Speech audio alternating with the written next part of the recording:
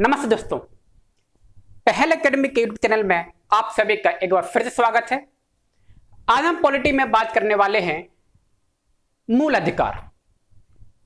ठीक है, fundamental rights. ठीक है, ये हमारे संविधान के भाग 3 में दिए गए हैं और जिनके आर्टिकल्स हैं यानी कि अनुच्छेद 12 से लेके 35 तक।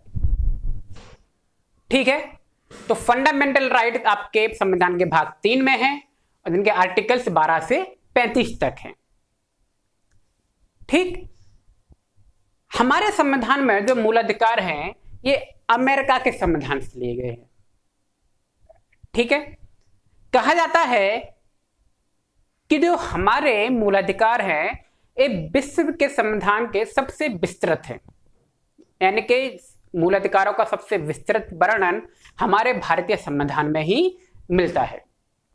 इतना विस्तृत वर्णन तो अमेरिका के संविधान में भी नहीं दिया गया है, और जबकि हमने लिए कहां से हैं? अमेरिका से ही लिए हैं। ठीक है, तो आइए हम देखते हैं। कहते हैं जब आपके मूल अधिकार हैं वो कितने हैं? 6 प्रकार के मूल अधिकार आपको दिए गए हैं संविधान में। ठीक है, जिसमें सबसे पहला कौन सा है? समता या समानता का अधिकार। ठीक है, समता या समानता का, इक्वलिटी की बात करता है और उसके आर्टिकल कितने तक हैं? 14 से लेके 18 तक इसके आर्टिकल्स हैं। दूसरा है आपका स्वतंत्रता का अधिकार, जिसके आर्टिकल्स हैं आपके 19 से लेके 22 तक आपके आर्टिकल्स दिए गए हैं। तीसरा आपका है आर्टिकल शोषण के विरुद्ध। ध्यान रखना है, शोषण के विरुद्ध अधिकार, शोषण का अधिकार नहीं।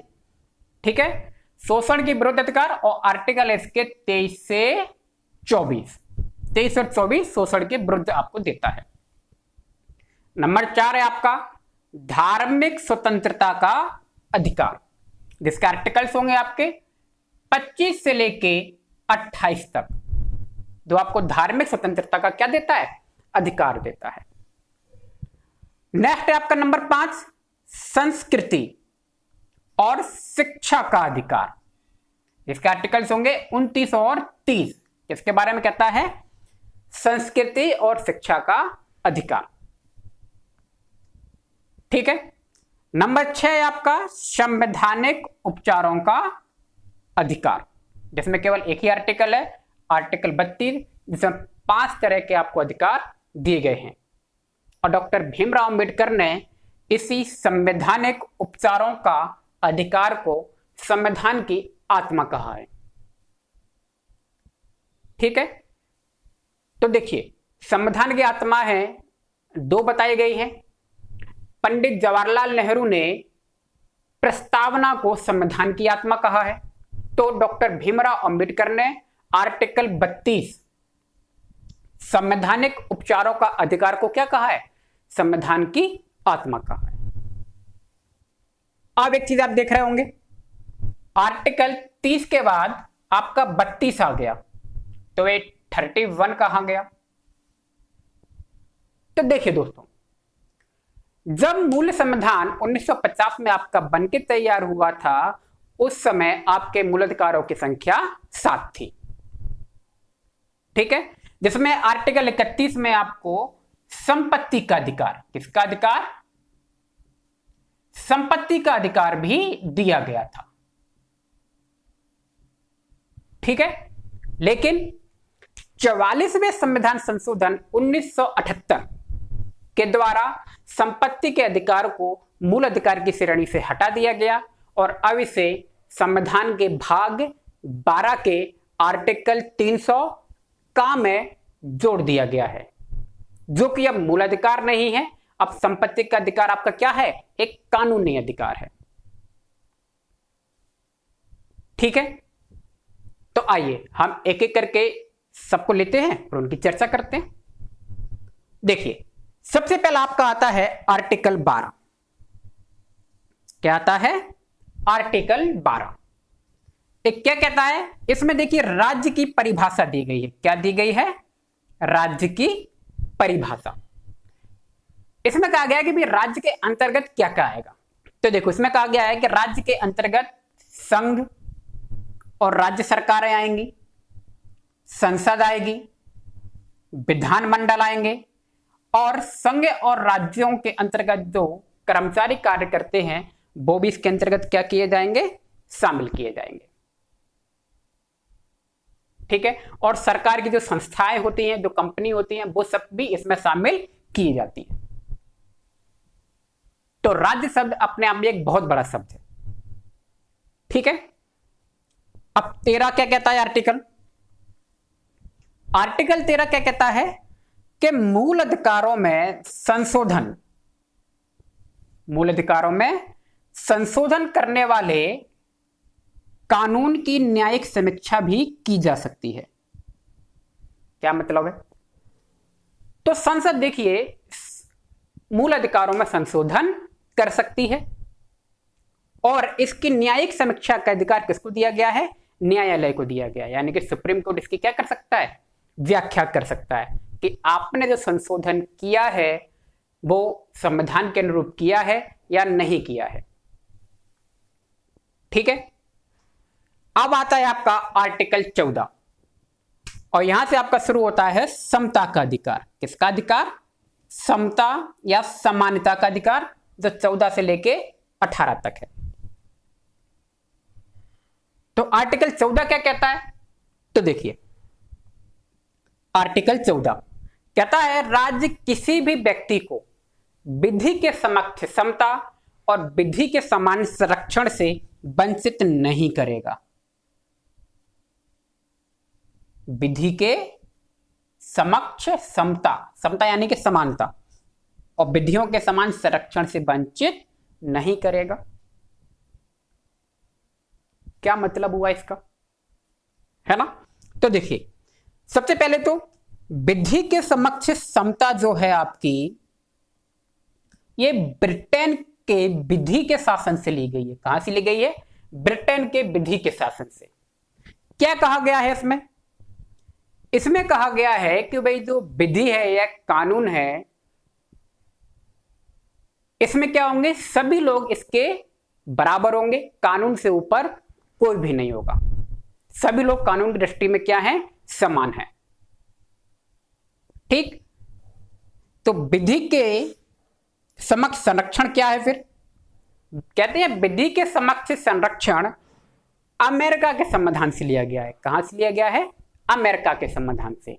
इसमें कहा गया है कि भाई राज्य ऐसी व्यवस्था कर सकता है कि समान लोगों के लिए समान कानून और असमान लोगों के लिए असमान कानून बना सकता है। जैसे एग्जांपल से समझिए, देखिए हर व्यक्ति दूसरे व्यक्ति के समान तो होता नहीं है। जैसे कि एक मान लीजिए विकलांग व्यक्ति है और एक बिल्कुल स्वस्थ व्यक्ति है। आपने बना दी सीढ़ियां, अब स्वस्थ व्यक्ति है वो तो चला जाएगा, अब एक विकलांग व्यक्ति है, अब इस सीढ़ियों को कैसे चढ़े? तो इसके लिए सरकार का क्या कर्तव्य होता है कि सरकार क्या करती है? आप देखेंगे जगह जगह पर रैंप बना दिए जाते हैं, है ना? तो सामान्य व्यक्ति भी जा सकता है और विकलांग व्यक्ति भी जा सकता है। एक क्या है? विधि के समान संरक्षण असमान व्यक्तियों के लिए अलग से व्यवस्थाएं कर सकते हैं। जैसे कि आप देखे होंगे विकलांग कोच होते हैं, कई जगह अन्य तरह की सुविधाएं दी जाती हैं। जैसे कि मान लीजिए कोई ब्लाइंड व्यक्ति होता है, कैसे पढ़े, तो इसके लिए कुछ अलग से व्यवस्थाएं की जाती हैं। वो सब इसी के अंतर्गत आती हैं। समान व्यक्ति के लिए समान, असमान व्यक्ति के लिए असमान। ठीक है, आगे देखते हैं। अनुच्छेद 15 क्या कहता है कि राज्य, धर्म, जाति, मूल वंश, जन्म स्थान और लिंग, ये 5 चीजें दी गई हैं। धर्म, जाति, मूल वंश, जन्म स्थान और लिंग के आधार पर भेदभाव नहीं करेगा। ठीक है, क्या नहीं करेगा? भेदभाव नहीं करेगा। फिर अगली लाइन में कहा गया है कि राज्य महिलाओं और बच्चों के लिए अलग से प्रावधान कर सकता है। तो आप जानते हो राज्य करता भी है, महिलाओं और बच्चों को प्राथमिकता पहले देता है ना। जैसे कि आप देखो होगा महिला कोच होते हैं, कुछ सरकारी बसेस वगैरह होती हैं, और भी कई सारी चीजें होती हैं, उनमें देखते हो महिलाओं को प्राथमिकता पहले मिलती है ना। बच्चों को प्रायोरिटी पहले दी जाती है ना। तो सरकार ऐसी व्यवस्थाएं करती है। फिर क्या कहा गया है कि भाई राज्य SC ST और OBC के लिए भी कुछ विशेष प्रावधान कर सकता है। ठीक है, जो सरकार देखिए इनके लिए भी करती है। किस लिए? इक्वलिटी के लिए। ठीक है, समानता दर्शाने के लिए ऐसा करती है। अगला है आपका आर्टिकल 16। आर्टिकल 16 क्या है? लोक नियोजन में अवसर की समता। लोक नियोजन मतलब सरकारी नौकरियों में अवसर की समानता की बात करता है कि सरकारी नौकरियों में सभी व्यक्ति जा सकते हैं। तो क्या कहता है कि सरकारी नौकरियों में भर्ती के लिए समान अवसर, सरकारी नौकरियों में कोई भी व्यक्ति प्रवेश कर सकता है। ठीक है, इसके लिए सरकार नियम बना सकती है। फिर क्या कहा गया है कि राज्य में निवास संबंधी, क्या है, निवास संबंधी अर्हता निर्धारित की जा सकती है। तो आप देखते हो कई राज्य क्या होते हैं, मूल निवासियों को प्राथमिकता देते हैं। आप जिस राज्य के हो उसी राज्य में नौकरी कर सकते हैं, है ना। जैसे कि मैं MP से हूं, तो अगर मुझे जॉब चाहिए गवर्नमेंट, तो मूल निवासी मेरे पास होना चाहिए। लेकिन हमारी सरकार क्या करती है, दूसरे राज्यों के लिए भी क्या है, दरवाजे खोल रखे हैं। ठीक है, कई राज्य क्या होते हैं, अपने ही मूल निवासियों को क्या देते हैं, नौकरियां देते हैं। तो ठीक है, तो राज्य निवास संबंधी अर्हता यानी कि मूल निवासी की व्यवस्था कर सकती है। फिर क्या कह रहा है, SC ST OBC के लिए आरक्षण संबंधी प्रावधान, SC ST OBC के लिए आरक्षण संबंधी प्रावधान भी किए जा सकते हैं। तो आप देखते हो सरकार देती है SC ST OBC को आरक्षण।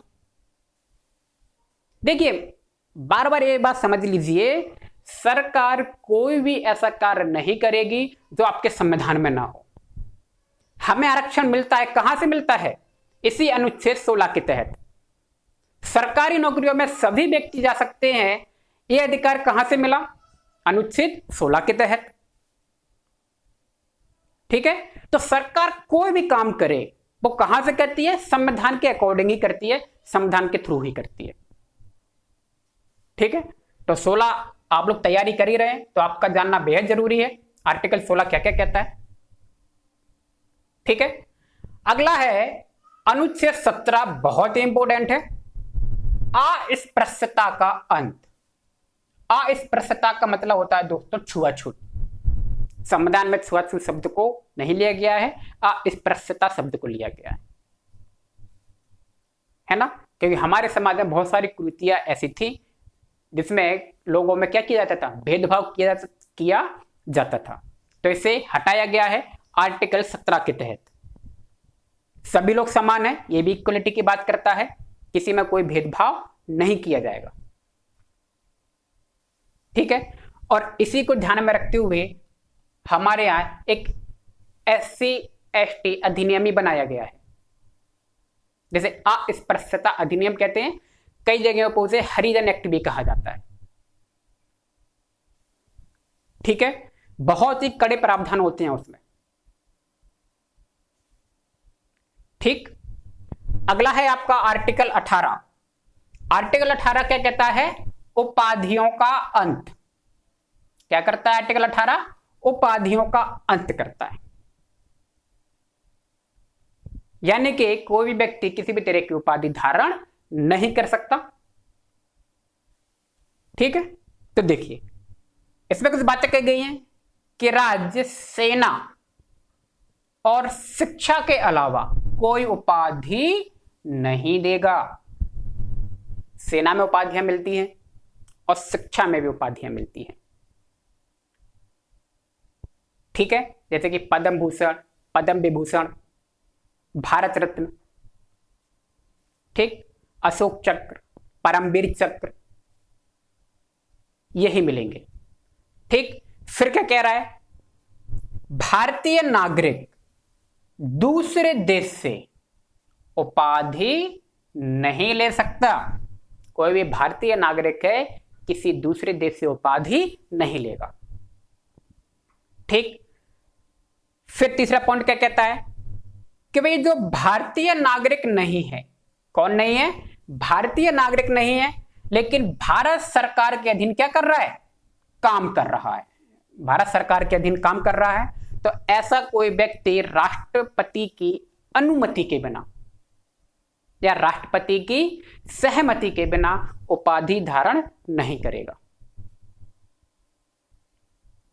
ठीक है, तीसरा पॉइंट क्या कहता है कि विदेशी व्यक्ति, कोई विदेशी व्यक्ति है जो भारत में किसी पद पर काम कर रहा है, कोई विदेशी व्यक्ति है जो भारत में किसी पद पर काम कर रहा है, तो ऐसे व्यक्ति भी राष्ट्रपति की सहमति के बिना किसी दूसरे देश से किसी भी तरह का उपहार या किसी भी तरह का पद ग्रहण नहीं करेगा। ठीक है, तो राष्ट्रपति की अनुमति क्या होती है, अनिवार्य होती है। अगर राष्ट्रपति ने मना कर दिया तो आप उपाधि नहीं ले सकते। जैसे हम अखबारों में कई बार देखते रहते हैं कि भाई माननीय रतन टाटा जी को फ्रांस का सम्मान मिला, है ना, किसी भी व्यक्ति को फलाने देश ने उपाधि दी, तो वो सब इन्हीं राष्ट्रपति की अनुमति से ही मिलती है। ठीक है, तो यह हुआ हमारा समानता का अधिकार, आर्टिकल 14 से लेके 18। अब थोड़ी सी मुझे बात इसमें और बतानी है मूल अधिकार के बारे में। तो देखिए दोस्तों, मूल अधिकार आपके जो है सरकार के विरुद्ध हमें गारंटी प्रदान करते हैं। ठीक है, गारंटी क्या है, यानी कि जो हमें मूल अधिकार मिले हैं इनका सरकार किसी भी तरीके से क्या नहीं कर सकती, उन्मूलन नहीं कर सकती, हमसे छीन नहीं सकती। अगर सरकार हमारे मूल अधिकारों का हनन करती है तो हम इसके खिलाफ सुप्रीम कोर्ट या हाई कोर्ट जा सकते हैं। सुप्रीम कोर्ट सीधे भी जा सकते हैं, जरूरी नहीं है कि पहले हम हाई कोर्ट में जाएं उसके बाद सुप्रीम कोर्ट में जाएं। सुप्रीम कोर्ट डायरेक्ट भी जा सकते हो आप मूल अधिकार के मामले में, है ना, और अपनी याचिका दायर कर सकते हो कि सरकार ने मेरा क्या कर लिया है, मूल अधिकार का हनन कर लिया है। तो सुप्रीम कोर्ट उस विषय को देखेगा और फैसला सुनाएगा। ठीक है, और देखिए मूल अधिकार में संशोधन के बारे में, सरकार मूल अधिकार में संशोधन भी कर सकती है। ठीक है, लेकिन यह संशोधन संविधान संशोधन की विशेष प्रक्रिया के तहत होता है, ना कि साधारण बहुमत के तहत। ठीक है, लेकिन संविधान संशोधन जब सरकार करेगी तो इसमें कहा गया है कि इसके मूल ढांचे से किसी भी तरह का परिवर्तन नहीं होना चाहिए। क्या नहीं होना चाहिए, मूल ढांचे में कोई परिवर्तन नहीं कर सकती। अब ये मूल ढांचा क्या होता है, तो देखिए इसकी कोई परिभाषा नहीं बताई गई है। मूल ढांचा की जो डेफिनेशन होगी इस समय समय में सुप्रीम कोर्ट के द्वारा तय की जाती है। किसके द्वारा, सुप्रीम कोर्ट के द्वारा तय की जाएगी। ठीक है, जैसे इंग्लिश में डॉक्ट्रिन ऑफ बेसिक स्ट्रक्चर कहा जाता है। ठीक, तो देखिए मूल अधिकार में संशोधन में एक मामला सामने आया था और यह बात लगभग आपकी है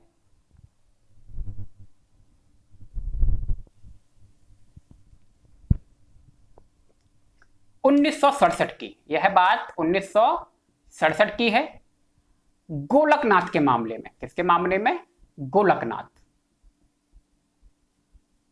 गोलकनाथ के मामले में सुप्रीम कोर्ट ने कहा था कि भाई सरकार मूल अधिकारों में संशोधन नहीं कर सकती। ठीक। फिर इसी क्रम में एक मामला सामने और आया, ठीक 6 साल के बाद 1973 में केशवानंद भारती के मामले में सुप्रीम कोर्ट ने कहा कि सरकार मूल अधिकारों में भी क्या कर सकती है, संशोधन कर सकती है।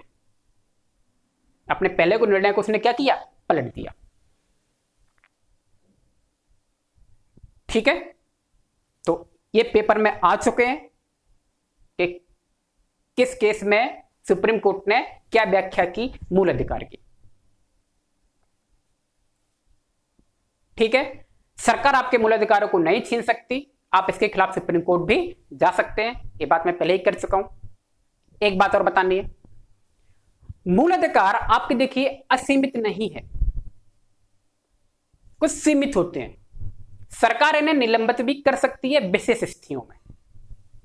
विशेष स्थिति क्या होती है, मान लीजिए देश में आपातकाल लगा है, आपातकाल भाग 18 में दिए गए हैं, 3 तरह के आपातकाल हम पढ़ेंगे। आपातकाल लगा है, इमरजेंसी, तो उस केस में आर्टिकल 20 और 21 को छोड़कर आपके सभी मूल अधिकार क्या किए जा सकते हैं, निलंबित किए जा सकते हैं। पहला पॉइंट। दूसरा पॉइंट क्या कहा गया है, अगर आपातकाल युद्ध या बाह्य आक्रमण के आधार पर लगा है, युद्ध या बाह्य आक्रमण के आधार पर लगा है, तो आपका अनुच्छेद 19 के तहत जो 6 अधिकार दिए गए हैं, अनुच्छेद 19 के तहत जो 6 प्रकार की स्वतंत्रताएं दी गई हैं, उनका निलंबन हो जाएगा।